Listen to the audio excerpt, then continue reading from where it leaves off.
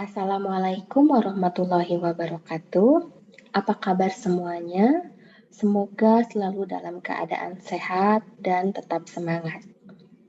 Pada kesempatan kali ini, kita berjumpa kembali dalam video perkuliahan MA 1103 Matematika Bisnis 1. Kali ini bersama saya, Dewi Handayani dari Matematika FMIPA ITB. Pada kesempatan kali ini, kita akan mempelajari materi peluang, yaitu subbab peluang bersyarat dan kejadian saling bebas. Subbab ini merupakan bagian penting dari bab peluang.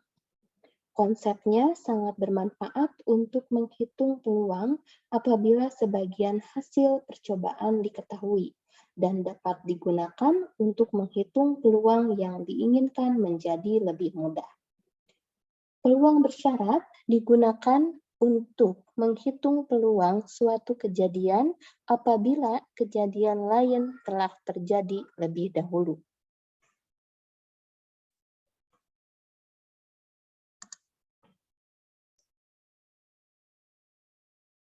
Sebagai gambaran, mari kita perhatikan ilustrasi berikut. Misalkan, dua buah dadu digulirkan dan hasil percobaannya mempunyai peluang yang sama. Jika pada dadu pertama, sisi yang muncul adalah mata 3, berapakah peluang bahwa jumlah kedua mata dadu yang muncul sama dengan 8?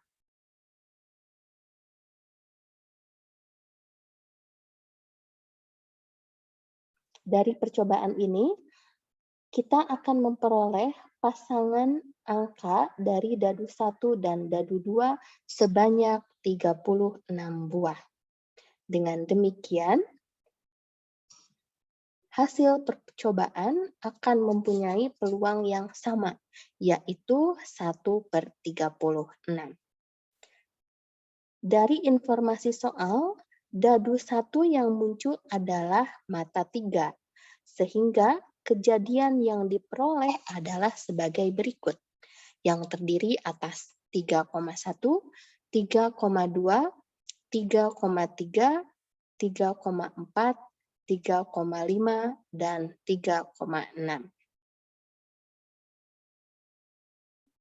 Dan untuk jumlah dadu yang sama dengan 8, kita akan memperoleh kejadian 2,6, 3,5, 4,4, 5,3, dan 6,2.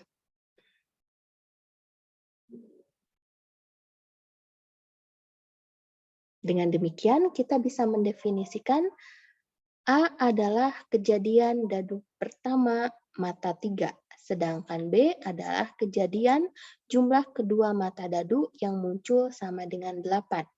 Maka, kejadian A adalah sebagai berikut dengan jumlah anggota sebanyak 6 buah. Dan kejadian B adalah sebagai berikut dengan jumlah anggota adalah 5 buah. Peluang bahwa jumlah kedua dadu sama dengan 8 jika dadu pertama bermata 3 adalah peluang bersyarat. Terjadinya B jika A terjadi lebih dahulu. Bila kejadian A telah terjadi, maka supaya B terjadi, kejadian yang sesungguhnya merupakan sebuah kejadian yang berada di A dan B. Atau dengan kata lain, harus berada dalam himpunan A irisan B. Dengan demikian, A irisan B itu berisi pasangan 3,5. Sehingga jumlah himpunan A irisan B adalah 1. Karena kejadian A telah terjadi, maka haruslah A menjadi ruang sampel yang baru. Kita perhatikan dari diagram Venn ini, sehingga diperoleh suatu peluang B bersyarat A. yang sama dengan peluang A irisan B tersebut relatif terhadap peluang A. Sehingga di sini kita bisa menuliskan peluang B terjadi jika diketahui A telah terjadi adalah peluang terjadinya A irisan B relatif terhadap peluang terjadinya A. Dari informasi di atas, kita tahu bahwa peluang B bersyarat A itu adalah jumlah dari anggota A irisan B dibagi dengan jumlah anggota A. Sehingga kita peroleh nilai peluangnya adalah 1/6. Dengan demikian, apa itu peluang bersyarat? Perhatikan bahwa peluang B bersyarat A yang tadi kita tuliskan sebelumnya bisa kita nyatakan sebagai berikut. Di mana kita tahu bahwa jumlah anggota A irisan B dibagi dengan jumlah anggota ruang sampel S itu merupakan peluang A irisan B, dan jumlah anggota A dibagi dengan jumlah anggota ruang sampel S itu merupakan peluang dari A. Maka akan diperoleh suatu definisi jika A dan B adalah kejadian di suatu percobaan dengan peluang A tidak sama dengan 0, maka peluang bersyarat kejadian B akan terjadi jika kejadian A sudah terjadi lebih dulu, itu dituliskan sebagai peluang B bersyarat A, yaitu peluang A irisan B dibagi dengan peluang A.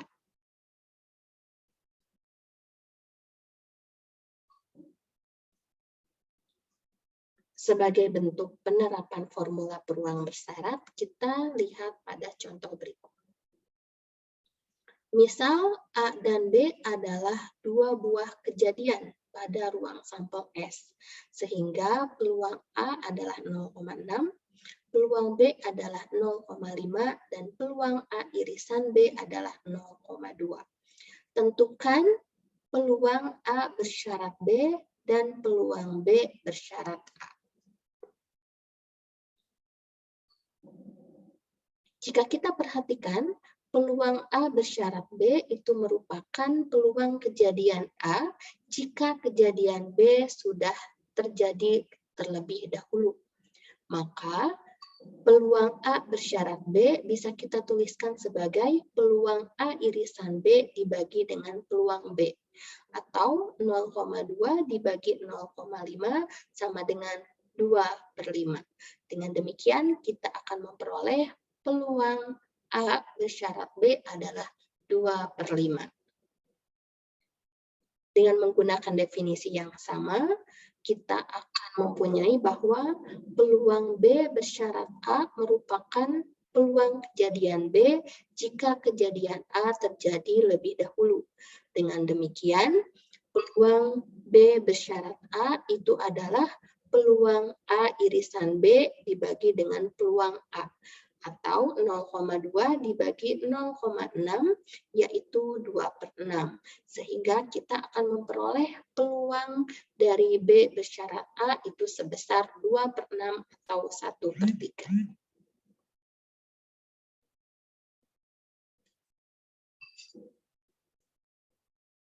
Untuk contoh penerapan selanjutnya, kita lihat soal cerita seperti pada slide berikut. Diketahui terdapat 300 siswa senior di Jefferson High School, dan 140 diantaranya adalah siswa laki-laki. Diketahui bahwa 80% siswa laki-laki dan 60% siswa perempuan memiliki SIM. Jika seorang siswa dipilih secara acak dari kelas senior ini, berapa peluang bahwa siswa tersebut adalah seorang siswa laki-laki dan memiliki SIM, seorang siswa perempuan dan tidak memiliki SIM?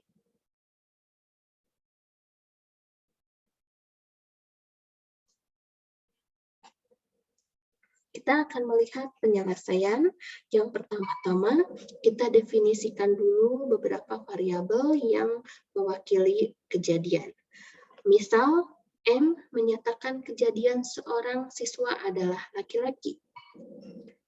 F menyatakan kejadian seorang siswa adalah perempuan. D menyatakan kejadian seorang siswa mempunyai SIM.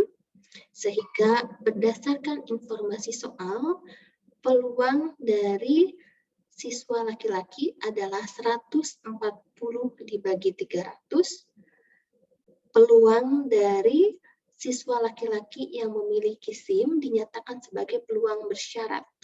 PD bersyarat M adalah 0,8 dan peluang siswa perempuan yang memiliki SIM dinyatakan sebagai peluang bersyarat PD bersyarat F yaitu 0,6.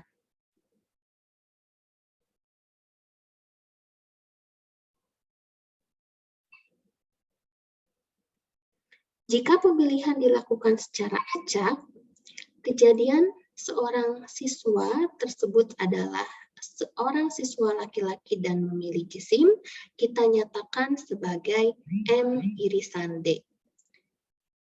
Dan diperoleh peluangnya berdasarkan peluang bersyarat, yaitu PD bersyarat M sama dengan peluang untuk M irisan D dibagi peluang M, sehingga peluang M bersyarat D itu dihitung sebagai peluang D bersyarat M dikalikan dengan peluang M. Dengan mensubstitusikan nilai yang diketahui, maka kita memperoleh 0,8 dikalikan 140 dibagi 300 sama dengan 0,373. Sehingga kita akan memperoleh jika pemilihan dilakukan secara acak, peluang siswa itu adalah siswa laki-laki dan mempunyai SIM adalah peluang M irisan D sebesar 0,373. Sedangkan untuk soal B, jika pemilihan dilakukan secara acak, ya, kita perlu mendefinisikan terlebih dahulu suatu himpunan D komplement yang disimbolkan sebagai DC. D komplement ini merupakan kejadian seorang siswa tidak mempunyai SIM. Dan menurut informasi, kita bisa mendefinisikan peluang dari F adalah 160 dibagi 300 dan peluang bersyarat untuk siswa perempuan yang tidak mempunyai SIM adalah peluang D komplement bersyarat F dihitung sebagai 1 min peluang bersyarat dari peluang D bersyarat F. Sehingga kita memperoleh 1 min 0,6 yaitu 0,4. Jadi peluang siswa perempuan yang tidak mempunyai SIM adalah sebesar 0,4. Maka jika kejadian pemilihan siswa itu yang dilakukan secara acak dan terpilih siswa perempuan yang tidak memiliki SIM, maka kejadiannya dinyatakan sebagai F irisan D komplement. Dengan demikian, dari rumusan peluang bersyarat, peluang D komplement bersyarat F, yaitu peluang F irisan D komplement dibagi peluang F, kita akan memperoleh peluang F irisan D komplement sebagai hasil kali dari peluang D komplement bersyarat F dikalikan dengan peluang F. Dengan mensubstitusikan nilai yang diketahui, maka kita akan memperoleh 0,4 dikali 160 dibagi 300, yaitu 0,213.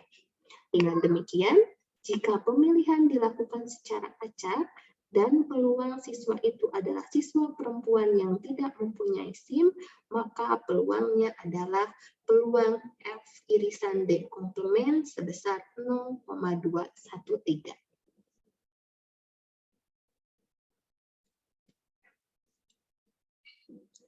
Selanjutnya kita akan perhatikan tentang diagram pohon.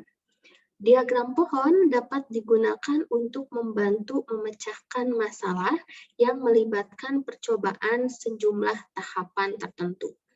Peluang kejadian setiap tahapan akan bergantung pada peluang kejadian dari tahapan sebelumnya. Misal, dalam slide ini kita melihat diagram pohon dengan dua kejadian, di mana kejadian pertama adalah kejadian B dan B komplement yang bersifat saling lepas atau mutually exclusive.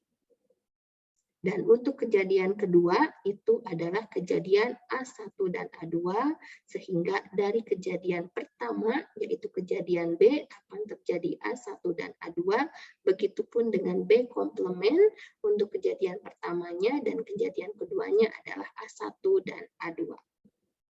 Jika kita perhatikan setiap cabangnya, maka akan menginterpretasikan nilai peluang, di mana dari cabang pertama ke B, kita akan memperoleh peluang B. Dari cabang pertama ke B komplement, kita akan memperoleh peluang B komplement. Pada cabang yang melewati B menuju ke A1, kita akan mempunyai peluang bersyarat, di mana B terjadi lebih dahulu sebelum A1. Dengan demikian, pada cabang yang melewati B menuju A1, kita akan memperoleh peluang bersyarat, peluang A1 bersyarat B. Begitupun juga dari cabang yang melewati B menuju A2, kita akan memperoleh peluang bersyarat, peluang A2 bersyarat B.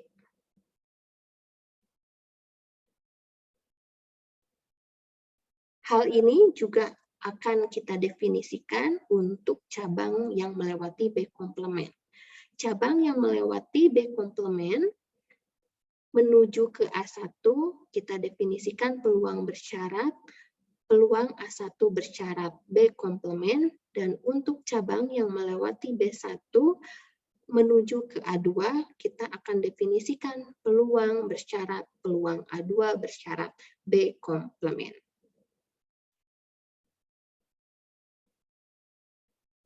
Jika kejadian B dan B komplement merupakan kejadian yang saling lepas atau mutually exclusive, maka B irisan A1 dan B komplement irisan A1 juga saling lepas. Dengan demikian, A1 bisa dinyatakan sebagai B irisan A1 ditambah dengan B komplement irisan A1.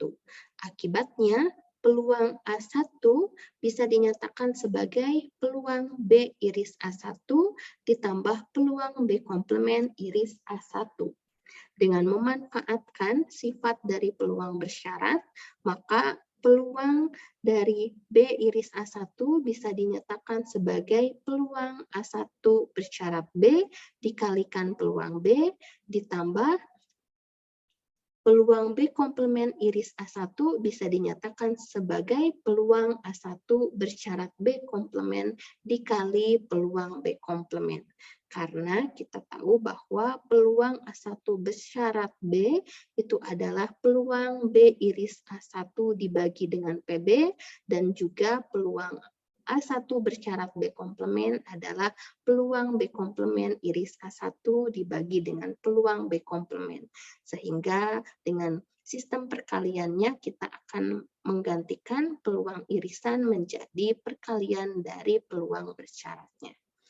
Hal yang sama dapat diterapkan jika kita ingin melihat kejadian A2.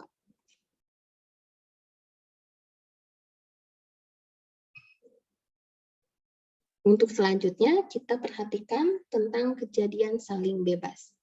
Jika kejadian A dan B adalah kejadian yang saling bebas, maka peluang A bersyarat B sama dengan peluang A, dan peluang B bersyarat A sama dengan peluang B. Kita ketahui bahwa peluang A bersyarat B itu merupakan peluang A iris B dibagikan dengan peluang B. dan peluang B iris A merupakan peluang A iris B dibagi dengan peluang A.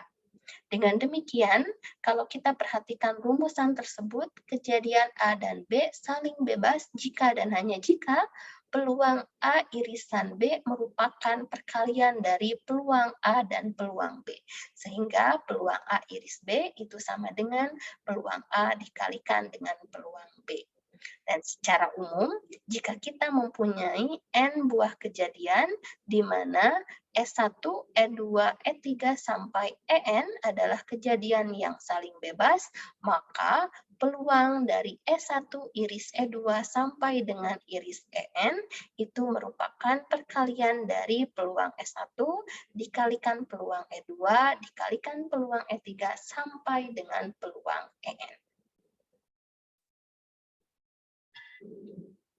Kita lihat penerapan formulanya dalam contoh berikut. Jika A, B, dan C adalah kejadian yang saling bebas dengan peluang A 0,2, peluang B 0,4, dan peluang C 0,5, maka hitunglah peluang A iris B dan peluang A iris B iris C. Dengan memanfaatkan formula yang kita lihat di slide sebelumnya, yaitu formula 3 dan 4, maka kita akan memperoleh bahwa peluang A iris B merupakan peluang A kali peluang B, sehingga kita peroleh 0,2 dikali 0,4, yaitu 0,08. Sedangkan untuk peluang A iris B iris C adalah hasil perkalian dari peluang A kali peluang B kali peluang C, yaitu 0,2 dikali 0,4 dikali 0,5 sama dengan 0,04. Untuk contoh selanjutnya, kita lihat di sini terkait dengan membuktikan suatu kejadian yang saling bebas dan peluangnya dinyatakan dalam diagram pohon. Diberikan diagram pohon seperti pada gambar di samping, kita akan menentukan peluang A, peluang E bersyarat A, peluang A irisan E, dan peluang dari E. Lalu kita akan memeriksa apakah A dan E suatu kejadian yang saling bebas. Pertama-tama kita perhatikan. Melalui diagram pohon ini, maka kita akan memperoleh nilai-nilai peluang berdasarkan cabang-cabang yang terdefinisi pada diagram pohon ini.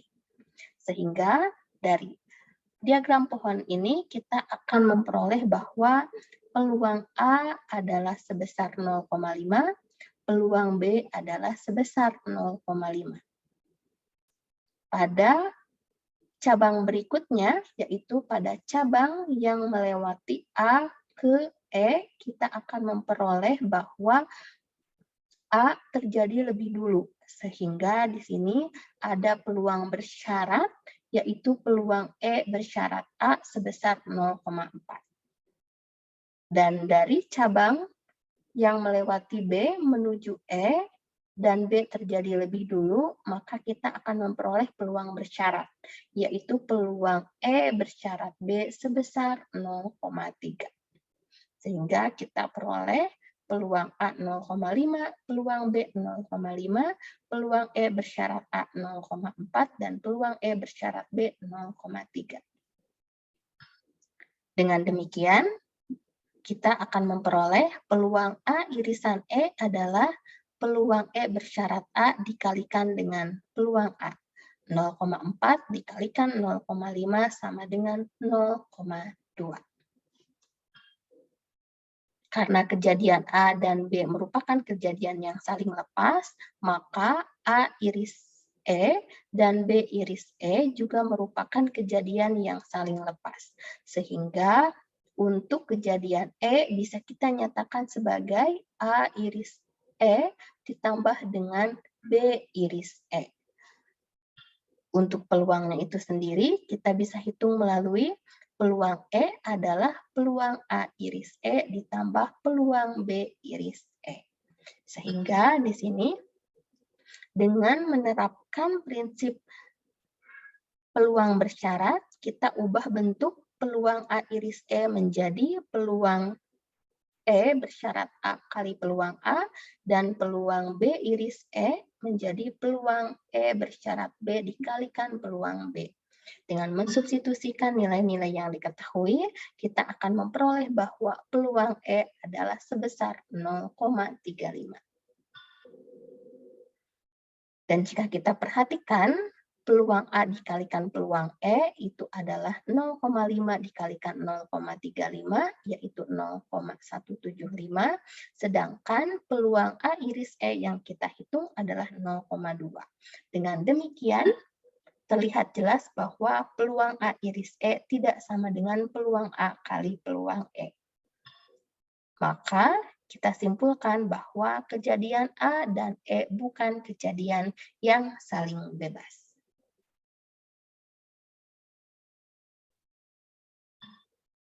Berikut soal-soal latihan yang bisa adik-adik kerjakan untuk memantapkan materi terkait peluang bersyarat dan kejadian saling bebas. Untuk selanjutnya, kita akan bertemu di video teorema Bayes. Selamat belajar adik-adik dan selamat meninjau materi. Terima kasih atas perhatiannya. Sampai jumpa di video berikutnya.